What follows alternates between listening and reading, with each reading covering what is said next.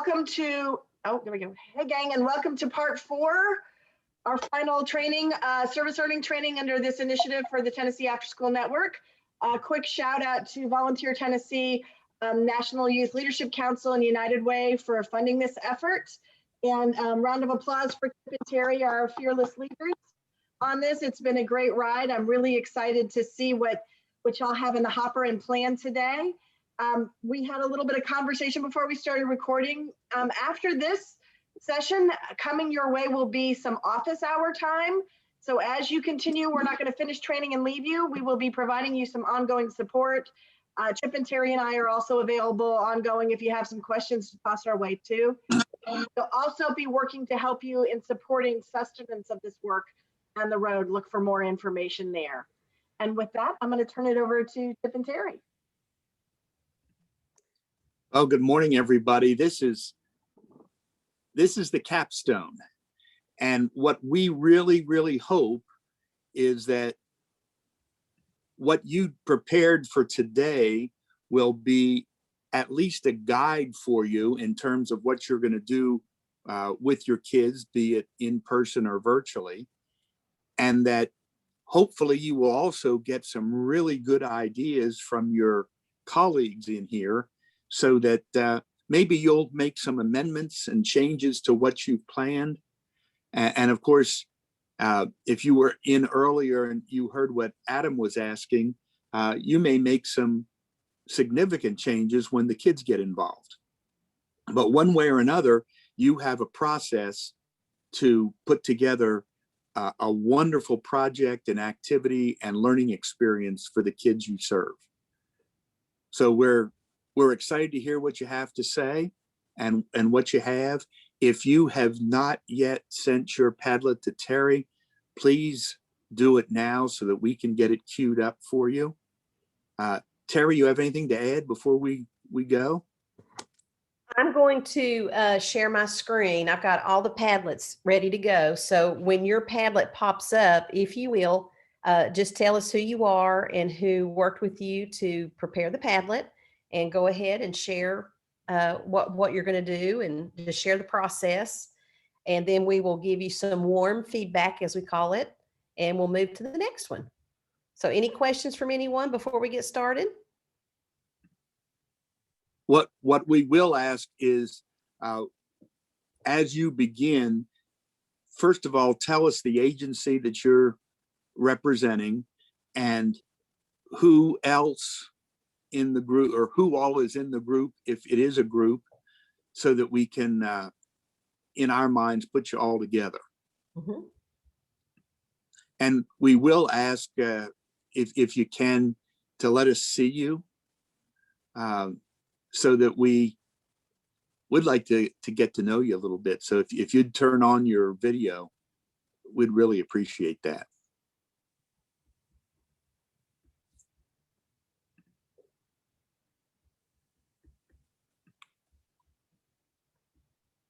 Okay, remake of Shades at Bricky Food Drive is the first one.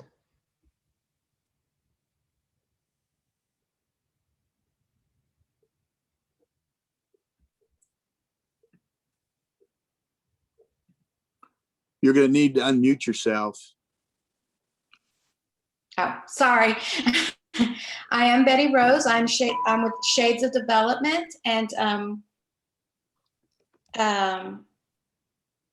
sorry, I got it. And Andrea Owens helped me put this together. She is my assistant at the Shades of Development Bricky site.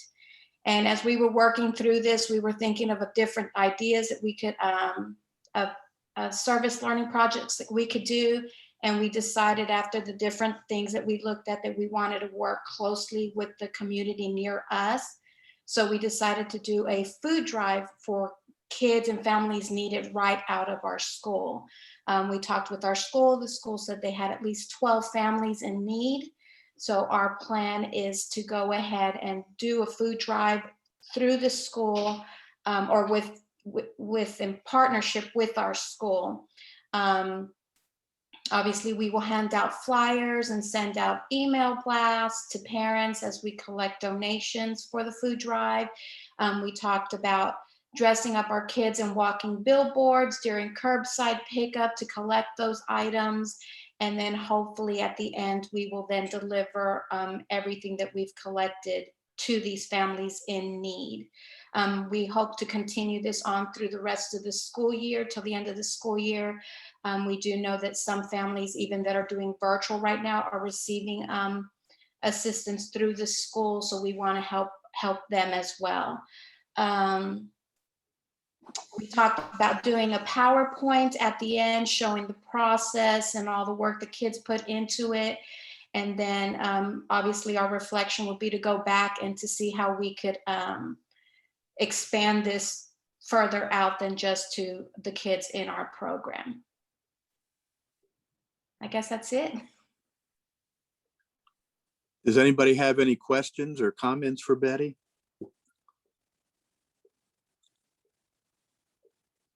Betty, where are you located? In Knoxville, Tennessee. Okay. And what is Shades of Development? We're an after-school program, out of school time program.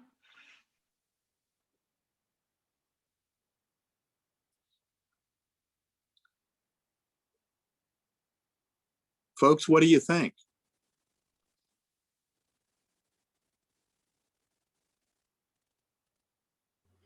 This is Cindy. I just wanted to say, Betty, I like how you communicated with the school to find out, you know, the local need, particularly at your school, for food insecurity and what those families might need. So I think you guys did a really great job on that. I don't remember hearing you talk about evaluation, but I could have just missed that part. So for our evaluation, we decided to do a survey, or we would make up a survey that we would then share with the school, who would then share it with the families to find out if we met their needs and if there was anything else that we could help with the next time around. I have a question. Chip and Terry, aren't we giving everybody an SEL short before and after that we're asking everybody to do, right? Yes. Okay. I'm just making sure that's part of this, but this looks fabulous to me. Thank you. Very well thought out.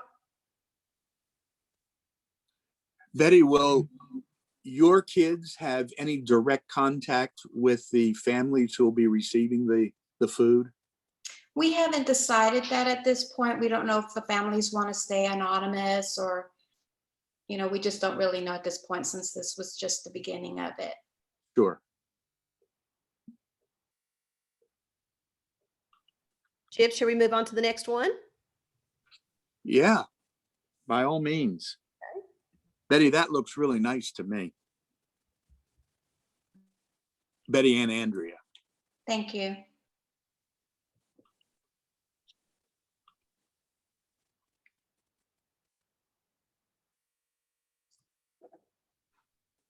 Can you see the next one? Are you able to see the next one?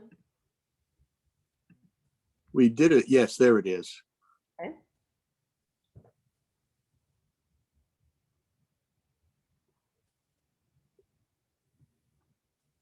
Who's involved with this one?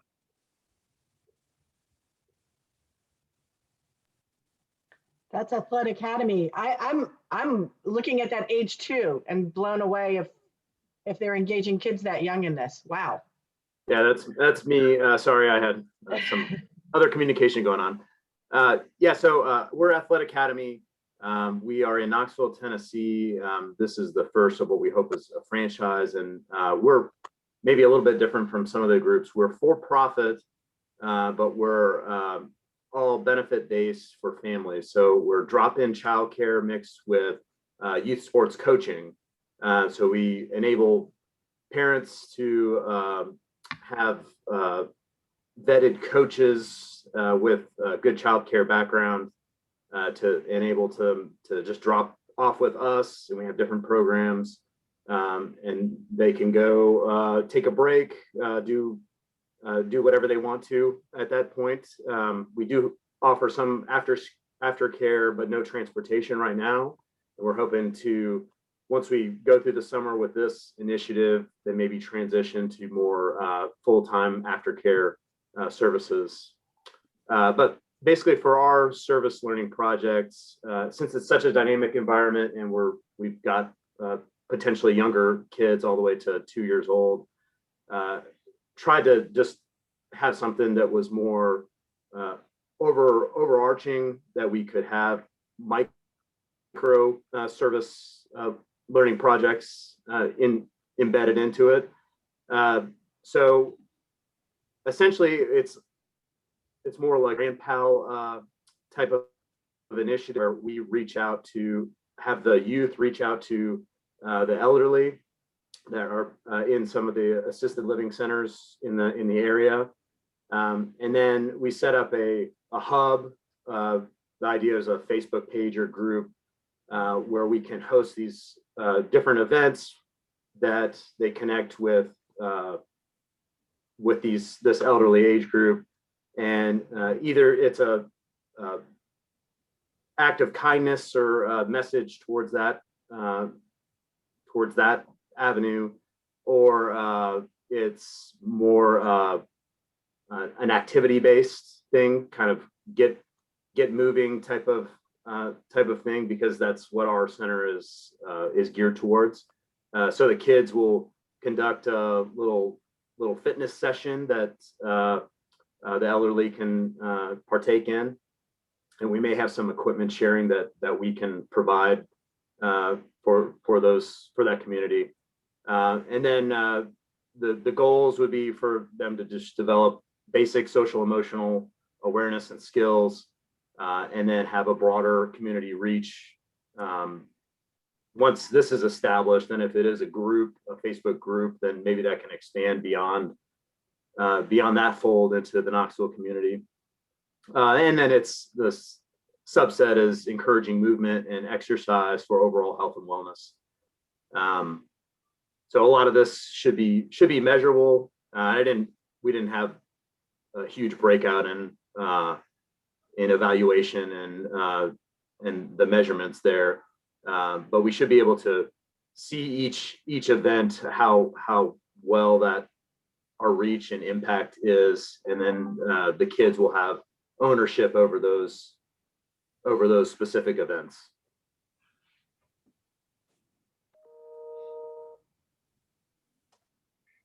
Adam, what are the age group of your kids? It's fundamentally 3 to 12 for the drop-in services. We can go as early as 2, and we have special needs that we go beyond those age ranges. It's by each specific.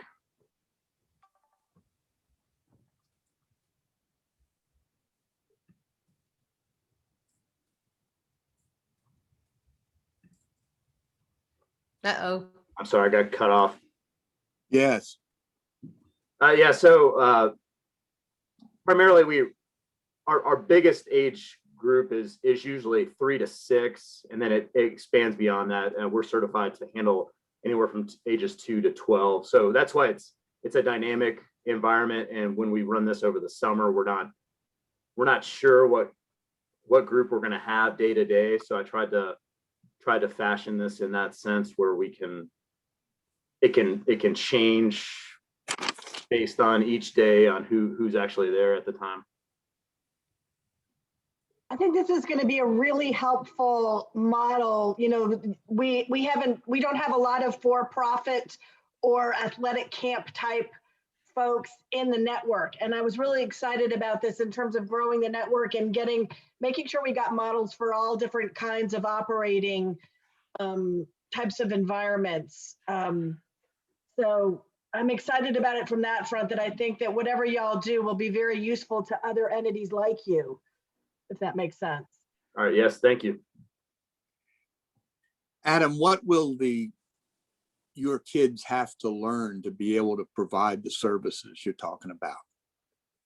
Well, there may be some that are able to be tech savvy, but for the most part, we can handle the tech portion, and then they can just do the letters and the initial contact, and then we'll have planning planning sessions for what we're going to do for that specific event, that live event.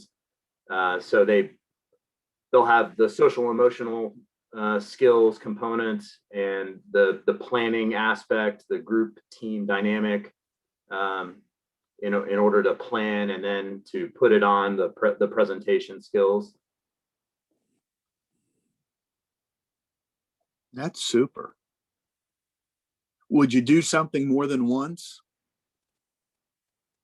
Yeah, I mean, it should be repeatable, but each event will have its own flavor, so to speak. So Right. and each group will be it'll be a dynamic environment. So I'm sure we'll have interesting takes each time.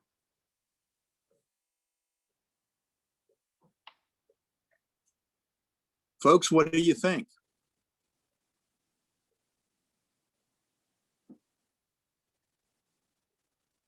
Do you have any suggestions for Adam?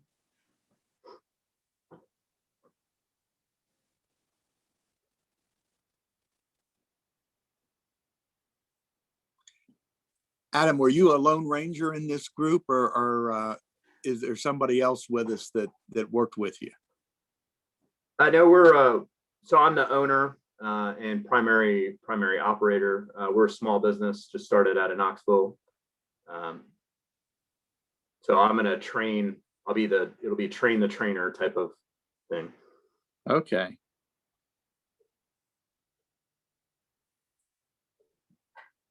All right. No comments. I'll move on to the next one. Chip, I'm going to ask you do you see what I'm sharing now? Yes, I do.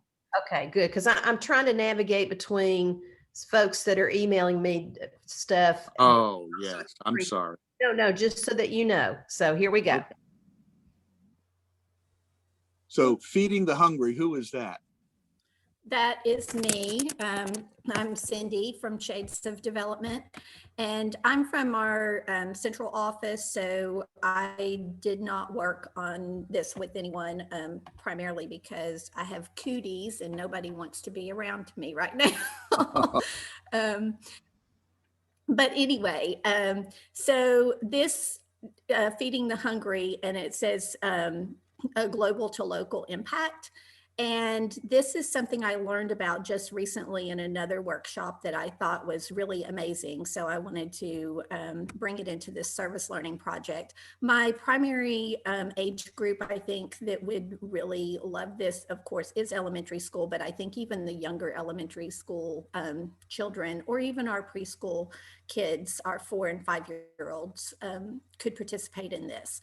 So what this is a program that was actually developed by UNICEF Kids Power Up.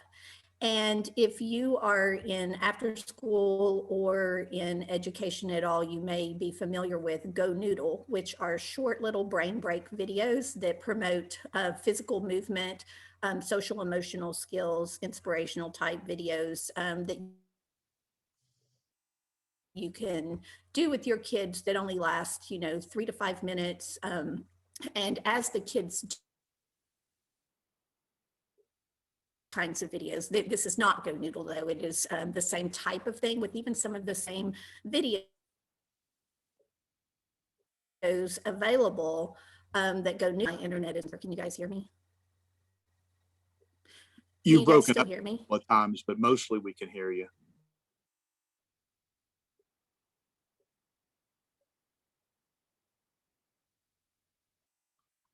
Cindy, you've locked up.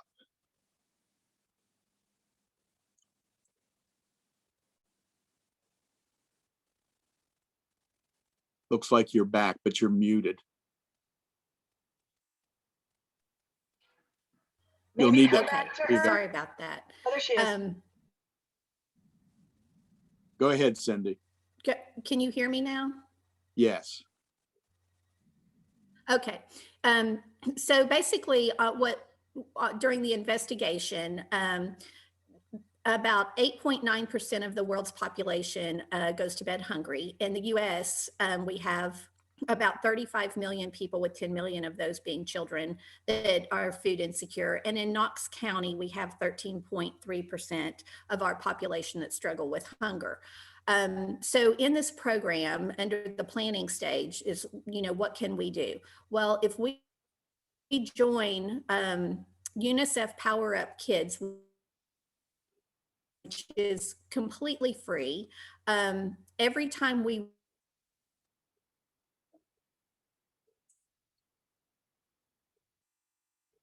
ten videos as a team, UNICEF releases that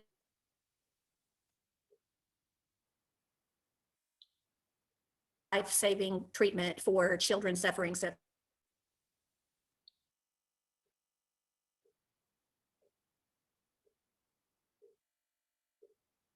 of RUTM will save a child's.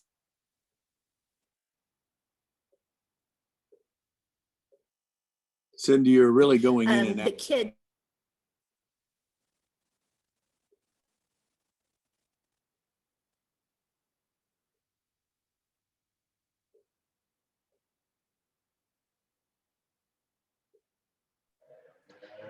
I can't hear Cindy at all. Can others? No, You're middle. we might need to come back to you, Come Cindy. back to Cindy. Oh, I'm sorry. This is so awesome though, Cindy. I hope you can at least hear us. This looks like, anyway. Cindy, can you give us a thumbs up if you can hear us? Hey, I'm going to change to my phone hotspot. So yes, if you'll come, Okay, that sounds good. We'll come back to you. I can make it work. Okay, do you want me to go to Yeah, another? I'm going to change Yeah. my internet source. So if you'll come back to me. Okay, we'll do. We'll go to the next one. Madison County Summer Camp Making Change.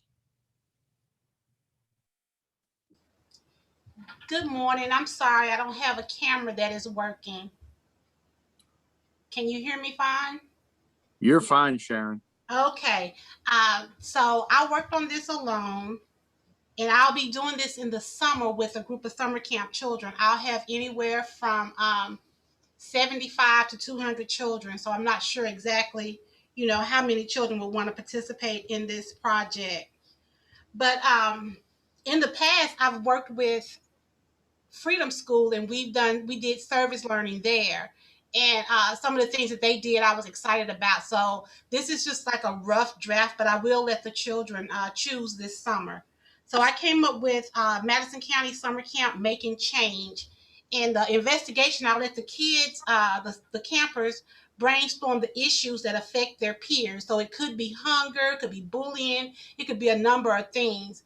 And then we'll come together. They'll break up in small groups. Then we'll come together as a whole, and they'll vote on the issues. The issue that gets the most votes that'll be what we'll target. And so the preparation would be, we would decide where the change will be collected, how long will we collect the change, and who will the change help. So we would get old mail bins or go buy totes, cut a slit in it, and you just deposit your change. Any change that you don't want, you just deposit it in the bins. And our summer camps normally last 8 weeks. So if we do that from maybe the first week of camp up until almost the last of camp, we should get quite a bit of change. So then I would let a spokesperson from the group of children interview the nonprofit that they decide need, and let them decide who needs the help. We'll let them interview the nonprofit, and that'll help them with their, public speaking and things of that. And so at reflections, we'll have the campers talk about how it made them feel to help someone that was in need, and discuss other ways throughout the year that they could help someone. Then the demonstration would be, we would invite news media, parents, government officials, and supporting organizations out to celebrate with the campers. We'll let them give like a small presentation and demonstrate what they learned and how it affects others. And the way that we would evaluate the service learning is, we'll do a survey right after the campers do the project with the parents. And then maybe 6 months later, send another survey out and see if the campers really are making change. I love the play on the word change. That's really cool. Sharon, is the camp a day camp or a residential camp? It is a day camp. It runs from June to the beginning of June to the end of July. Oh my, 2 months. That's wonderful. And what's the age range of the kids? We have ages 6 to 12, but then we have CITs, which are our camp leaders in training, and they run from ages 13 to 15. Nice. I love this. I love this. And I love that you're getting it done in that 8-week camp, because there are lots of after school programs that will really learn a lot from what you all do. This is really exciting. Y'all are rocking it. I'm so excited to see all this start getting planned. I'll tell you, Mary, everything we've seen so far has been really great. Anybody have any thoughts or suggestions or anything, feedback for Sharon?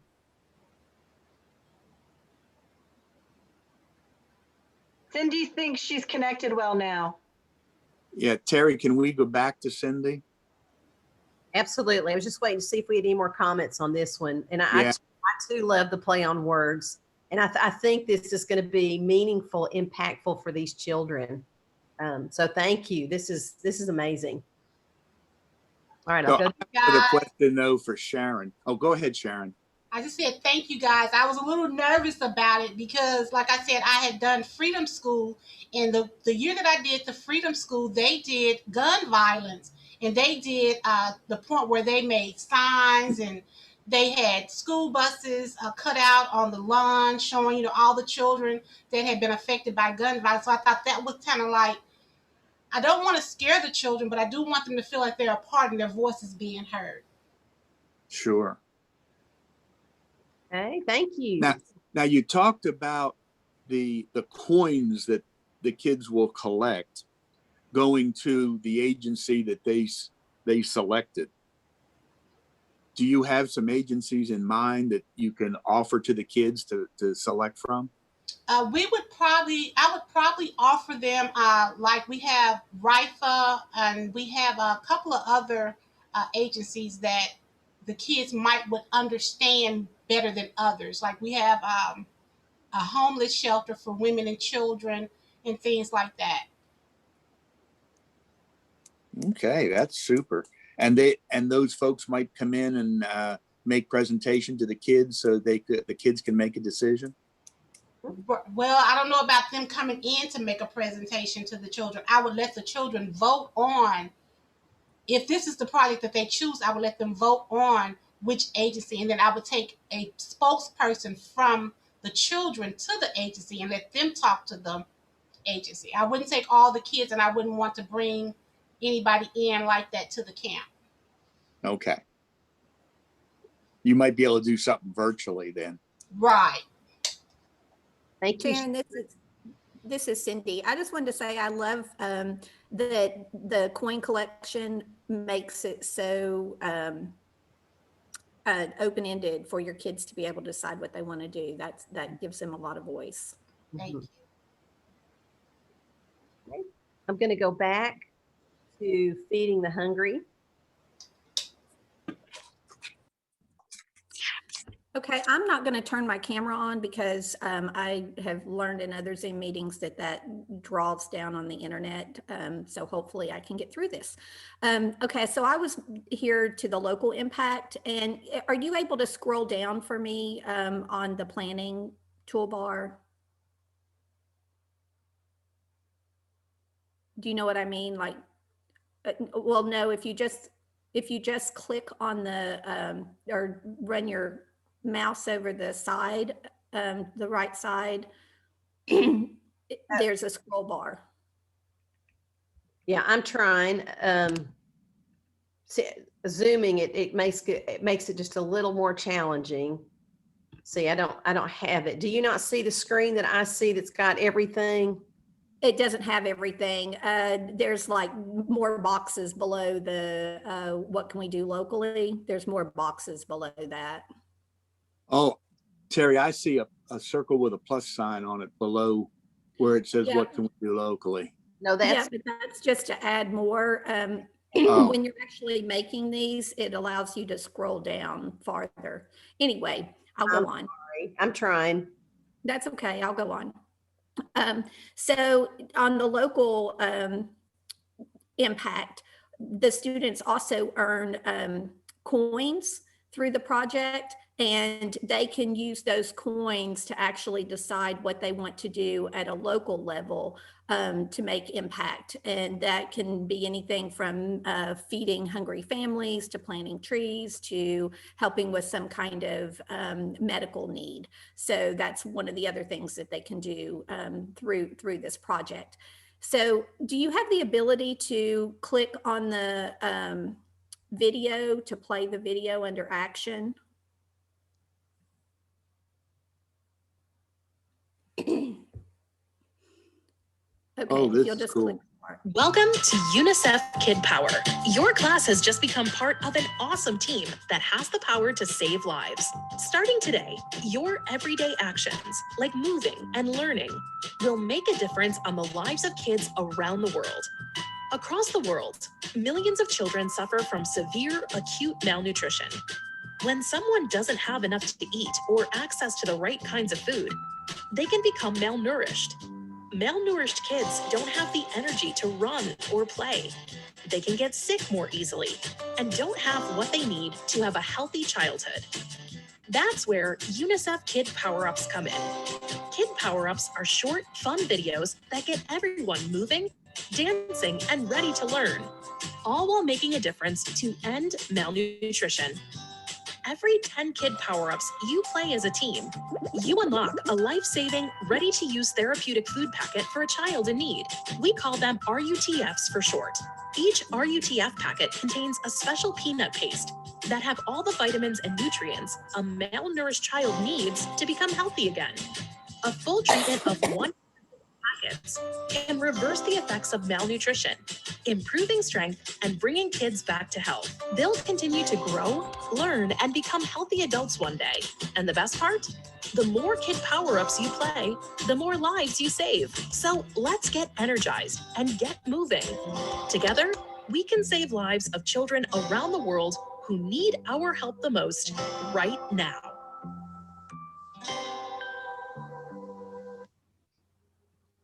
And then, okay.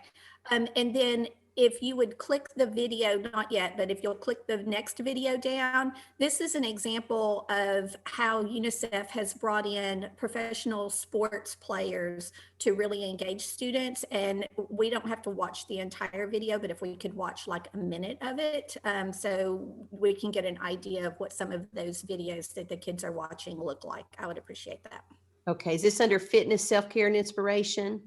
It's where it says using our voice. Got it.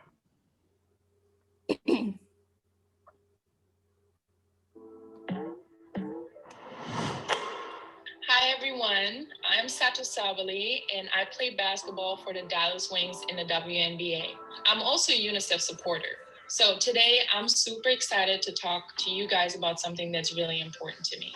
The magical thing about each and every one of us is that we have a voice. With your voice, you have the power to make a difference in the world. And sometimes though, using your voice might not feel powerful at all. It can actually feel super scary and overwhelming. So let's take a moment now to think about a time when something happened to you that was unfair and someone else stepped up to use their voice and help you. What if you were being teased and a classmate stepped in to say, stop, this is nice, and helped you out? Or what if you got in trouble for talking during class, but you were not actually talking and your classmate spoke up and told the teacher it was not you? How did it make you feel when someone stood up for you? Did you feel grateful? Relieved? You might have felt less alone. When people use their voice, there is so much potential to make change happen. Now, imagine you seeing something happening to someone else that makes you feel uncomfortable. And you feel uncomfortable because you know what that person is experiencing is not fair.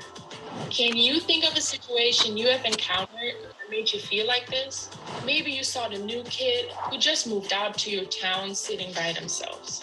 Maybe you heard other kids whispering about the new kid and saying they look different. When you see or experience situations that are unfair, it can make you feel sad or confused. Your stomach might hurt and your palms start to sweat. Sometimes it might feel easier just to forget about it or pretend like it never happened in the first place. But the magical thing about each and every one of us is that we have a voice. And when people use their voice, there is potential to make change happen. Especially when you are using your voice to call attention to something that's not fair. You can make your voice heard in a variety of ways. Writing a letter, drawing, or making music to express what is important to you. If you see something unfair, speak up. And it's not always easy, but you are strong. You're so strong, and you decide to be brave. Calling attention to things that are unfair is so important, and you make a difference to those who are involved. And when we each take a stand, we slowly make bigger change together. So take a deep breath.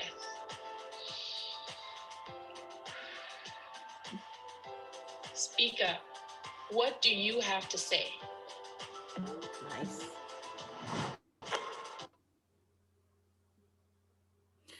So that's just an example of some of the videos that are available. And down here in this last box where it says fitness, self-care, and inspiration, those are just a few of the categories of the videos that can be watched.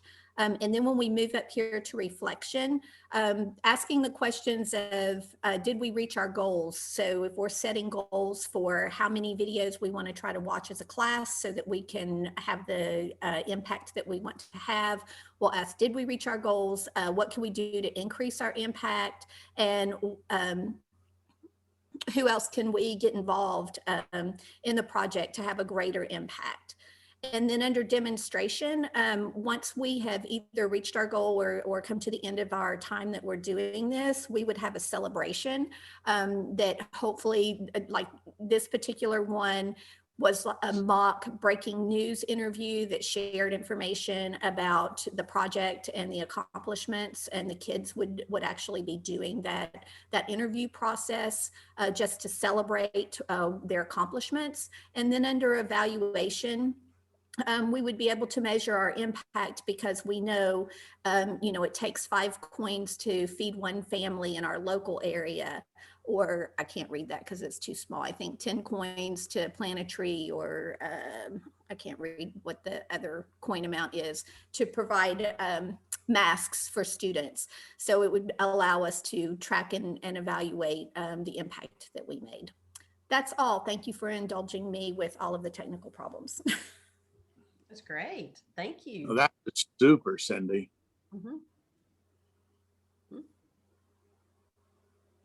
Love the project. When would you be doing this? Well, I work at the central office, so I don't know that this will actually get implemented, but I certainly hope that someone on our team will at least look at this and see if it's something that they would like to roll out with their kids. It's wonderful.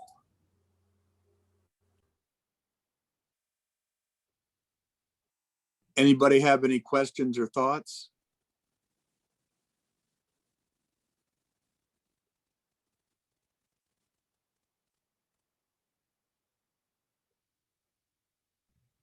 Okay, we'll move on to the next one. Chip, are we ready? Yeah. Disaster response need in the community. I'll try to make it as large as I can. See if that helps a little bit. Hello, everyone. Can you hear me? Yes, go ahead, Fernencia. How are you guys doing today? Okay, my service learning project here with the Boys and Girls Club of Northwest Tennessee Humboldt is disaster response need in the community. One of our mission here at the Boys and Girls Club is to enable all young people, especially those who need us most, to reach their full potential as productive, caring, and responsible citizens. So this service learning project would actually help them learn how to become those responsible, caring citizens, as well as productive. The project, we will run it during the summer, which is from June 1st through July 22nd with our Torch Club members, which consist of the age groups of 11 through 16 years old here in the community. For the reflection that we will start with, due to the recent snowstorm that we had here, the question is posed to the kids to reflect on the snowstorm, how it affected their family, how it affected other families here in the community. And for the investigation, we would have the kids to research natural disasters, as well as the responses needed for those natural disasters. And for the planning, we would design a flyer for a community forum via Zoom and create a survey for community leaders, emergency response teams, as well as club parents to see what needs they may have during a natural disaster.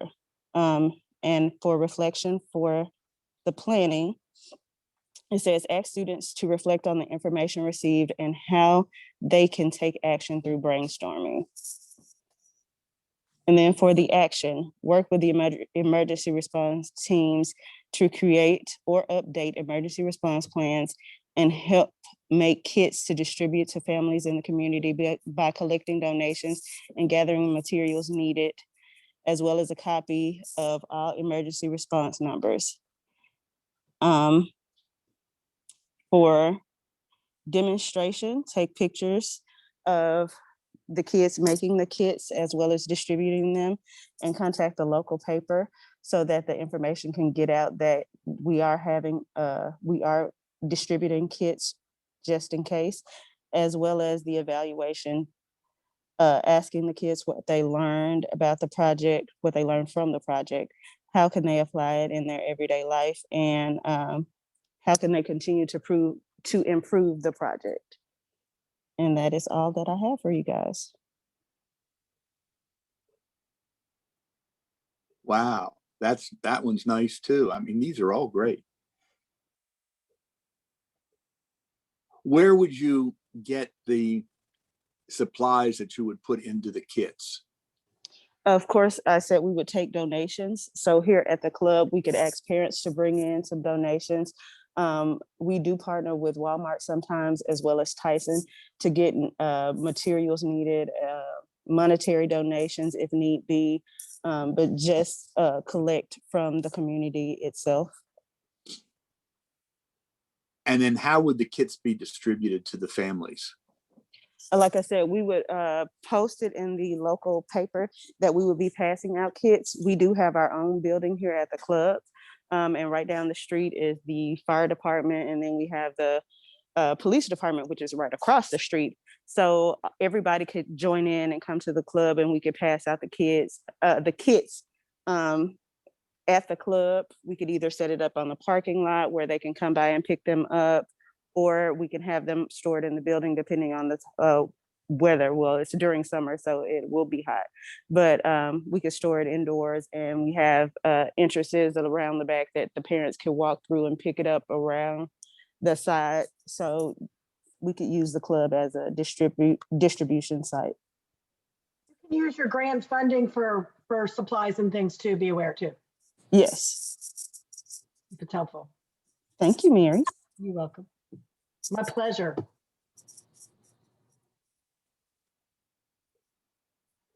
Folks, what do you think?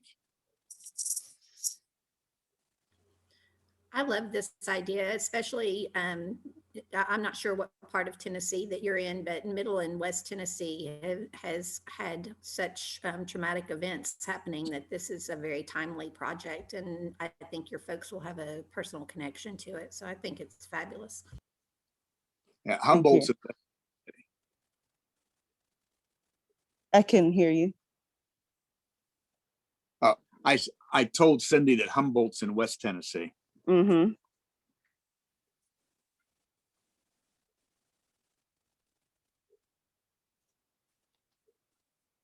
This is one that could be of great value anywhere, just like so many we've already heard about.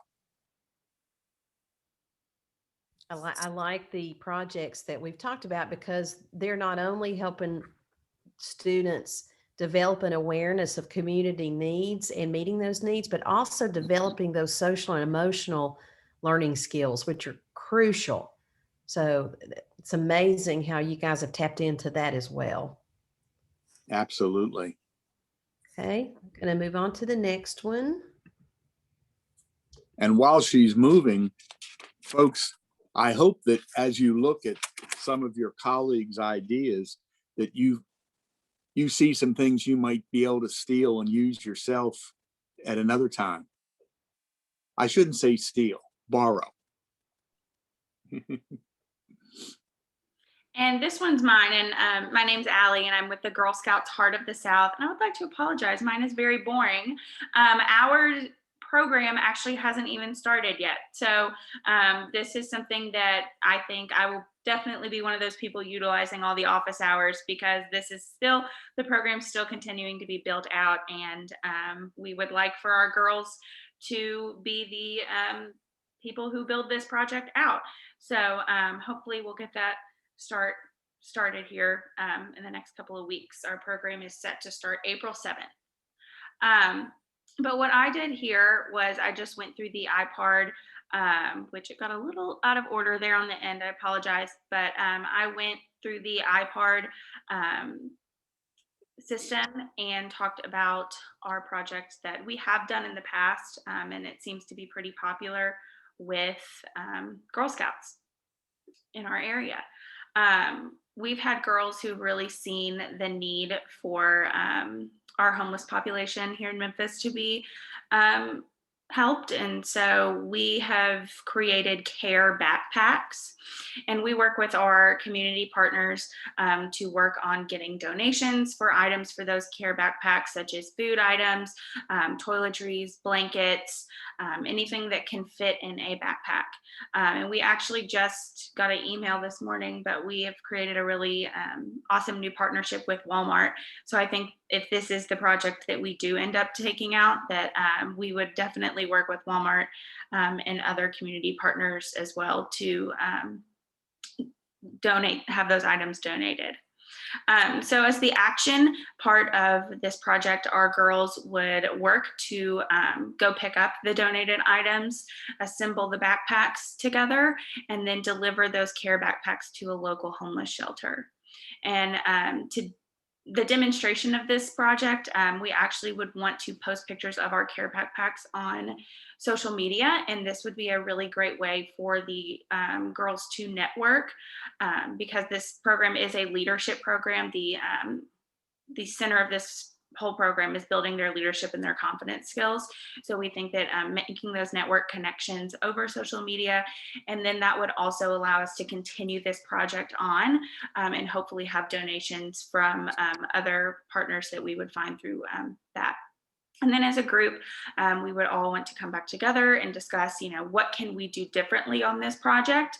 What did we learn from this project? And how we can always continue this and continue to make it better.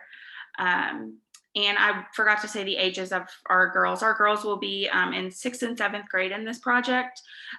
So we're dealing with a pretty good age, and I think that they're able to see the need for, or see what they need in their communities. And I'm really excited to be able to see what they are excited about doing in the community. Love it. Love it. Love it. Allie, as you were talking, one thing hit me, and it really is appropriate for some of the others too. When you start looking at toiletries to collect, Walmart and stores like that are wonderful, but you also may want to approach a hotel or a hotel chain, because they buy the individualized toiletries in huge quantities.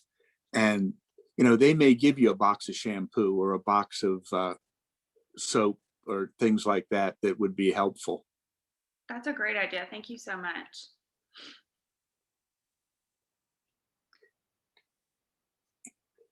And the other thing I want to throw out, because a number of you have talked about social media, as an offshoot of anything you do with social media, a session on cyberbullying would be really, really wonderful for your kids, of course, depending upon their age group. We've actually started on building out, this whole program will be a 4-week program. And then on top of that, we'll do our leadership service learning project, And our week 2 of this whole leadership program is about respect. And that is respect in person and online. Just because we're a little unsure at this point if we will be meeting in person or if this will be a virtual leadership conference. So we just want to make sure that everyone is getting that respect online curriculum as well. Sounds wonderful. And like many of the others, this is one that could be replicated many times over.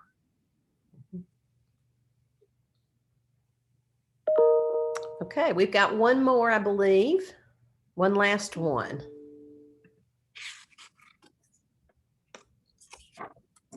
Shades of development. That's mine. So I am with Shades of Development, and I am at South Doyle Middle School. So the age groups of my students is going to be 6th to 8th grade. And a lot of my students have pets or love animals. So I thought that we could get involved with a local animal shelter. So I have the reflection that we talk with students about shelters and animals. And then our investigation is we talk about what resources our students have or what resources we can use to start the project. I've included a lot of pictures of a shelter. And then planning, where they discuss exactly what they want to do and how they want to approach the population. And then for action, I have like a couple of different options, 2 of which are really far-fetched, but I was thinking the best option would be for our students to make or bake pet toys and treats, because we do have a cooking club, and that's something that they absolutely love. It's one of our most popular clubs here. And they also like being creative, so it would kind of mix STEM with some creative arts. And then we would deliver the treats to the shelter and get to interact with the animals. So that is what I have. Tell us who you are. I'm Caitlin. Caitlin. Yes. You might be interested animal in. piece. Kids are going to love the animal piece. Holy cow.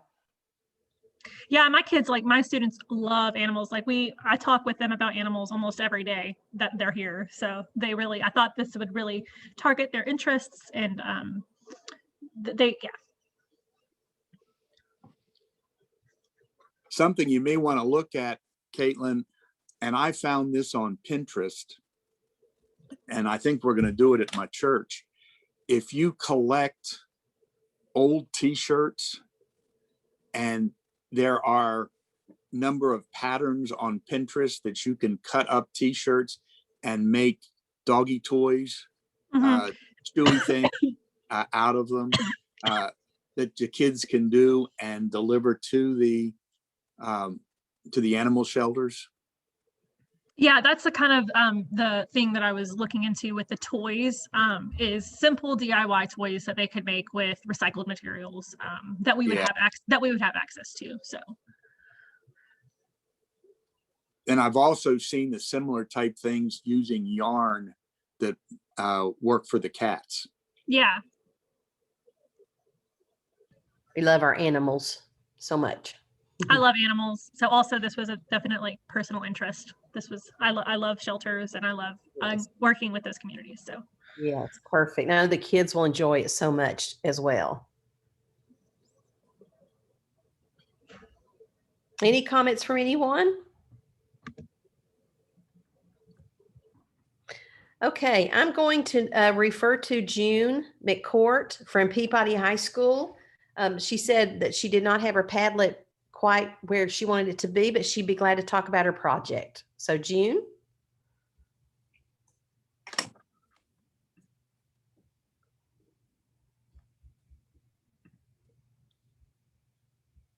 June, you need to unmute yourself.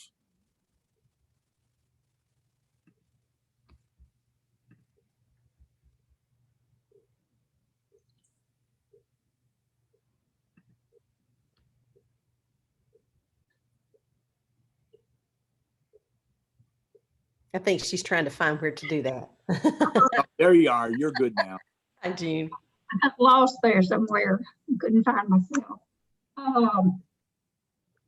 My project partner and I worked on this the early part of last week, and then she had a medical emergency and was out of school Wednesday, Thursday, and Friday of last week. So I just spoke with her. She said she had the Padlet ready to submit, but she would get it done before the end of the day today. But anyway, we met and she met with her group. We're working in collaboration with our Project Inspire, which is part of the 21st Century Learning Grant. And we have groups that meet almost every day of the week in the afternoon after school.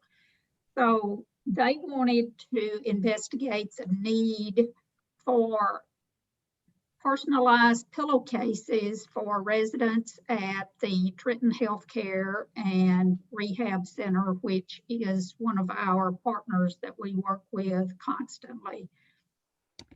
So we know that during COVID, these residents have not had any company. So anything, the liaison that works with us said that any personalized gift or item for these patients or residents, and they love those. So after talking to the liaison, she said that she told about their laundry procedures, which was they do not use bleach. So we decided that the pillowcases could be multicolored, not just white pillowcase, and then the group is going to embroider something personal on each one of the pillowcases, whether it be for a male or a female resident. So the group is going to prepare the pillowcases by cutting them out, by sewing up the side seams, and then doing the embroidery. And then for the reflection was to go back and see the response of the residents as far as after they receive these pillowcases, would there have been something different that they could have done to make the project better, or was that something that the residents really enjoyed having, something that would be for their very own, and once it's laundered, it would go back to them again. And then as far as delivering those, we're not sure. We know they can't go in and give them to them personally, but our liaison can take them, and then maybe some FaceTime with some of the residents that some of the students are familiar with, that could be done. And then of course, if it all works out well, a celebration. If not, we'll go back and look at it again. And so part of the project money, the 21st Century Learning Grant cannot purchase any kind of equipment. So I have purchased 2 sewing machines with the first part of the money, and the students are going to use those. And the 21st Century Learning Grant Project Inspire is going to furnish the fabric and all of the other supplies that will be needed for that. And we plan on starting the project probably next week in the afternoon and probably run through the 1st of May to be completed. I think there's about 64 residents that they would be supplying a pillowcase to. So it's going to take a little while, especially just working one afternoon a week in order to get that done. So that's it. That sounds great, June. That sounds great. That's a neat project. Mm-hmm. And what is the age group of your kids, June? We, at the high school, of course, it'll be grades 9 through 12. We do have projects going on at the middle school and the elementary through Project Inspire, but we decided that this would be the most appropriate place for this to take place, would be at least high school level students. And where are you located? Peabody High School in Trenton, Tennessee. I'm about 10 miles down the road from Humboldt, Tennessee. Okay. Super duper. Mm-hmm. Chip, I have one more. Okay. I'm going to share my screen. There it is. This is from Adam. Okay. Can everybody see that okay? Adam, go ahead. My name is Adam. I'm with United Way of Anderson County here in Anderson County, Tennessee. So per the recommendation from Chip and Terry, I decided to focus on one of our partnerships that we want to do with this project. And that's with the Children's Museum of Oak Ridge. For any of you guys that have been there before, they are a full service children's museum. They've got everything from a giant polar bear in the entryway to a life-size dollhouse, and they run a summer camp. And what we wanted to do is we wanted to use the stuff from the IPARDE, as well as allow the kids to choose a way to give back to Children's Museum through their service learning. So it kind of becomes twofold, because it helps our partner, because then they have, you know, a project that's done for their service, but also we get to work with those kids about teaching them why giving back to your community is important, because a lot of those kids are there because of the community providing scholarships. So them being able to see that they were there because of the community, and now they're able to give back because of give back to that community with something that they can do as a kid. I think that is meaningful, especially based on what we talked about earlier in the trainings with the giving everybody a voice and letting everybody be heard. I think this is a really awesome way to workshop with the kids on what service learning is, plus helping to let them understand how they, at the age that they are, they may not be able to give money, but they can give time and effort, which I think, you know, for me as a kid, it meant a lot to be able to do stuff like this. So embarrassingly enough, this took me a lot longer than I expected to figure out the Padlet. It was the first time using it, so I had to put numbers on everything. But as you can see, 1 through 4 is all about planning it with the kids and getting into the workshop and helping them with that. With Children's Museum, they don't know if they're going to be in person or not, so that's going to be a little bit odd. So 5 through 6 might be a little bit harder to figure out, but we're going to do it and we're going to make it happen, and it's going to be great. And then 7 and 8, we really want to celebrate with the Children's Museum as well as the kids, so that they get to have the people that they affected be that group to come in. Now, what we would like to do, and since I focused on this one, that's what we said, what we'd like to do is we'd like to kind of cross everything together and have the service learning be the service learning project be for one of our other partners in our little circle that we're trying to create here. So it's kind of this group does something for this group who does something for this group. So it's a communal circle of service learning, if that makes sense. But you know, with all of it being up in the air right now of Zoom, I can only say what I would like to do, not what we get to do. So yeah, that's us. Well, I'm just really honored to see what you guys have come up with, you know, despite the obstacles that you're going to have to overcome. We don't know what's going to happen. But I love the ideas. And Adam, it sounds like that you've moved your project into that collaboration piece that Chip was talking about in terms of partnerships. I really like all of the projects that you guys are thinking about. And I understand that that you're doing this as sort of an assignment for us, just so that we can kind of get an idea of your knowledge and skills with using the IPARDE process and the quality standards. But from what I've seen, it's just been amazing. And I hope and you guys feel comfortable letting Chip and I know if there's anything we can do to assist you, or if there's some way we can see and be a part of what you're doing, because it's exciting to us to see what you guys are doing now because of the training that you've had and because of the time that we've spent together.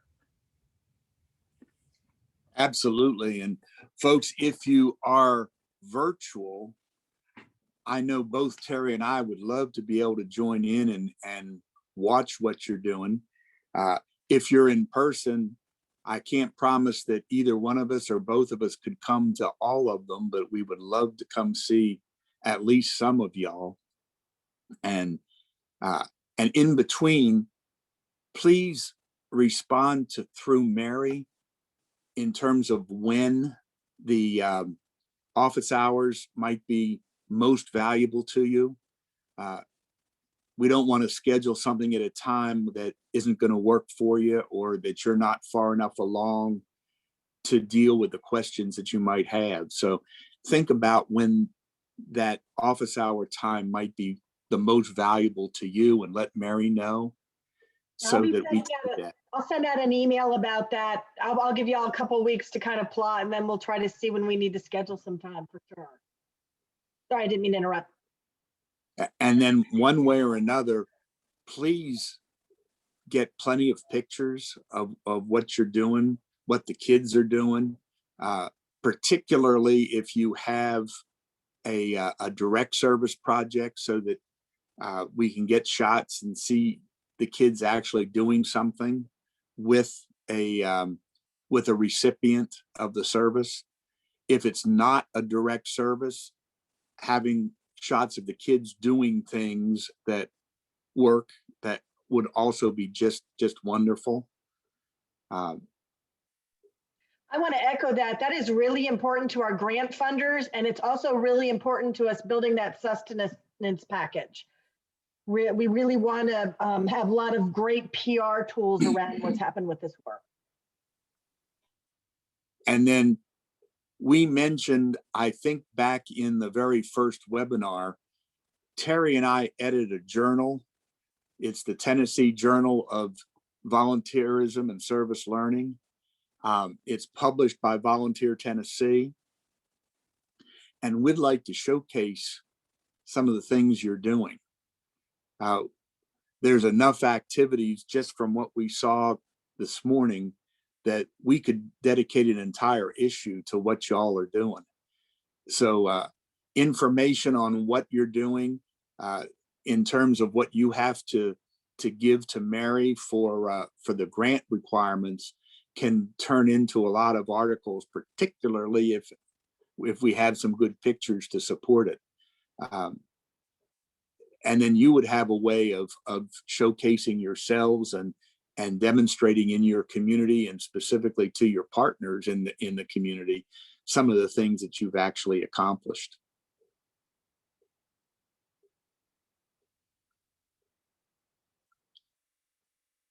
You know, a lot of the tools that we've tried to model use of has been because of this pandemic and being virtual. So, Adam, I'm sorry. I know it was confusing with the iPart and the Padlet. We just thought maybe that was a good way to showcase it, but you can do whatever works for you and how your brain works and how your kids work. So I had don't just never used it before. For somebody like me who I do everything on the computer, it was embarrassing to me that I couldn't figure it out. I kept dragging it and it would go in a separate direction of where I dragged it, and then it would move everything down, and then I would just get really irritated. But I only threw my computer once. Oh, I hear that. Thank you for going through that. I really appreciate the effort you guys gave to this. Thank you. Well, Terry, if you can send those Padlets, I think there are some really cool things in those that can be used for other purposes. I was impressed with y'all. I don't know how well I could have done a Padlet. I'm glad I was spared. But we can incorporate them into some of our articles and all kinds of good stuff. And what Terry and I hoped is that, and Padlet's an example of what I'm about to say, that we modeled a number of different avenues and tools that you can use, particularly if you are going to be virtual. And that was one of our goals. And it was one of the stipulations that Mary put on us when we first started to think about how we can do these things virtually. It's people think immediately of the in-person circumstances, but virtual is doable. And I think we saw that over the course of these 4 webinars.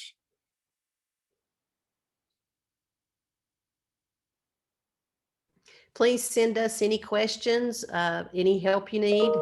Feel free to reach out to us at any time. And we look forward to serving you during our office hours and brainstorming ways to help you and your kids be very successful. It's been a joy. Thank you. Thank you all. Thanks to all. Appreciate you. Email me if you need a certificate of training. Okay. Bye, y'all. Goodbye, everybody. Best of luck. Mm-hmm.